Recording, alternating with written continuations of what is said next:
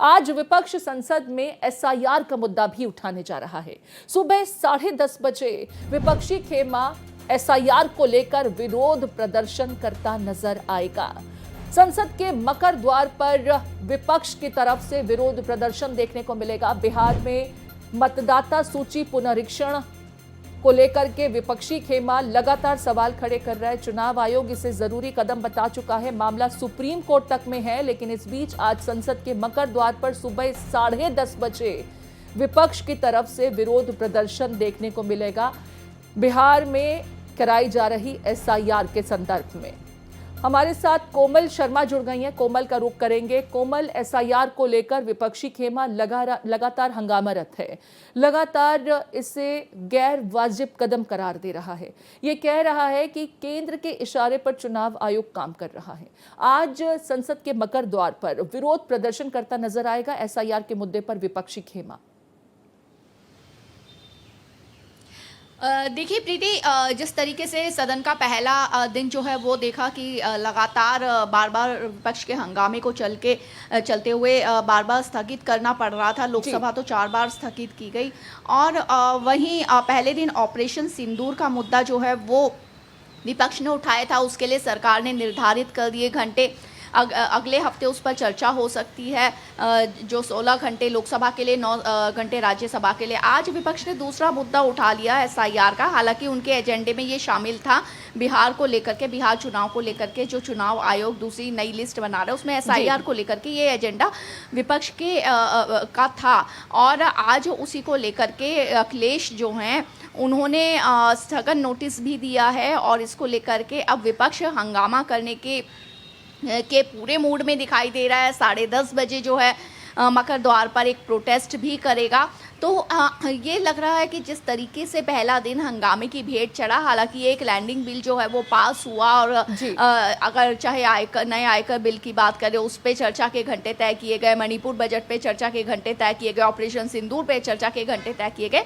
पर जिस तरीके से एक हेल्दी डिस्कशन होना चाहिए और पहला दिन जैसा होना चाहिए था वैसा नहीं हुआ और दूसरे दिन भी अब वैसा ही दिखाई दे रहा है। जी कोमल, अगर बात की जाए एसआईआर की, वोटर सूची पुनरीक्षण की, तो चुनाव आयोग ने काफी डिले कर दिया। विपक्षी खेमे की तरफ से लगातार यही कहा जा रहा है कि ऐसा नहीं है कि आपको मतदाता सूची का पुनरावलोकन करना चाहिए, लेकिन ये जो पुनरीक्षण आप करा रहे हैं, आप चुनाव के ऐन समय पर करा रहे हैं। इससे पहले आखिरी बार जब हुआ था तो उसकी कंपाइलेशन में 2 साल का वक्त लगा था। अब मात्र 25 दिन में अगर आप इस प्रक्रिया को पूरा करने का दावा करते हैं, और अभी तो यह भी कहा जा रहा है कि 95% से ज्यादा फॉर्म्स भरे जा चुके हैं, जबकि विपक्षी खेमा फॉर्म्स को ही लेकर के कई सवाल खड़े कर रहा है। कहीं कचरे के डब्बे में तो कहीं मिठाइयों की दुकान पर वो फॉर्म्स रद्दी के भाव नजर आए बिकते हुए। अब ऐसे में विपक्षी खेमा इसे चुनाव आयोग की शरारत करार दे रहा है। राहुल गांधी महाराष्ट्र का हवाला देते हैं और कहते हैं कि जैसे महाराष्ट्र का चुनाव चोरी हुआ वैसे ही बिहार का चुनाव चोरी हो रहा है। अब इसके अलावा दूसरी पार्टियों की बात भी की जाए तो वो भी कह रहे हैं, और खास करके अगर मैं टीडीपी की बात करूं तो उनकी तरफ से, जो सत्ता पक्ष की सहयोगी पार्टी है, उनकी तरफ से भी ये कहा गया कि अगर हमारे राज्य में भी कराना है तो इसे अभी करा दीजिए, क्योंकि ऐन चुनाव के समय कराना ये तार्किक नजर नहीं आता। बिल्कुल, देखिए एसआईआर को लेकर के जो है अब एक जिस तरीके से बिहार में एक तरीके से अगर आरजेडी की बात करें या फिर कांग्रेस की बात करें, दोनों ही मुखर हो रहे हैं। और इस बीच टीडीपी ने भी कह चुके हैं, टीडीपी भी जो है चुनाव आयोग तक उनका एक सांसद पहुंचा था। उन्होंने कहा कि अगर उनके राज्य में करवाना है तो जल्दी करवा लिया जाए इस तरह की चीज़ें, क्योंकि चुनाव से पहले होनी चाहिए।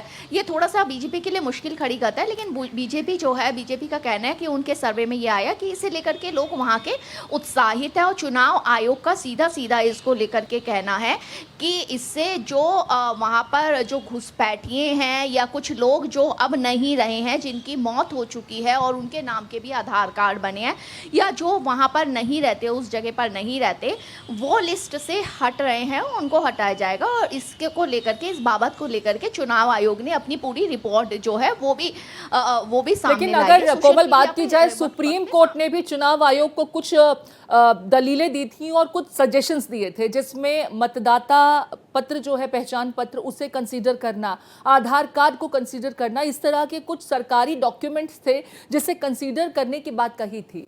लेकिन चुनाव आयोग उसके लिए तैयार नहीं है, उसे स्वीकारा नहीं जा रहा। जो एसआईआर की प्रक्रिया में डॉक्यूमेंटेशन की बात की जा रही है, कई लोग ऐसे हैं जो कहते हैं कि हम वो डॉक्यूमेंट्स जुटाएं कैसे, हमारे पास तो वो साधन नहीं है।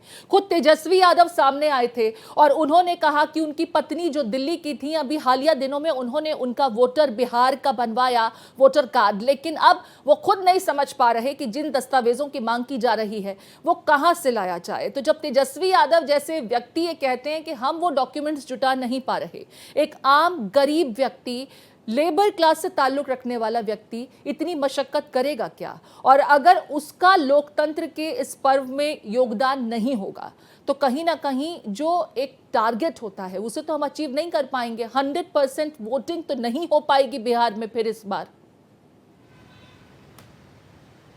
देखिए, यही चुनाव आयोग के लिए चैलेंज है कि किस तरीके से जो है अपने इस काम को करे और वक्त रहते हुए करे। और जो जिस तरीके की बातें उठ रही है, देखिए विवाद ज़रूर है इस चीज़ में लेकर के, और इस बात से इनकार नहीं किया जा सकता। और कहीं ना कहीं ये बीजेपी के लिए भी परेशानी थोड़ी सी खड़ी कर सकता है, क्योंकि अगर वोटर पूरे इस लिस्ट में नहीं आए तो जाहिर सी बात है बीजेपी जो एक पूरा टारगेट लेके चल रही है उसमें कमी आएगी। तो इसका नुकसान न सिर्फ विपक्षी पार्टियों को बल्कि जो बीजेपी है, जो वहाँ का सत्ता पक्ष है, जो एक बार दोबारा फिर से वहाँ से जीत की देख रहा है, चाहे वो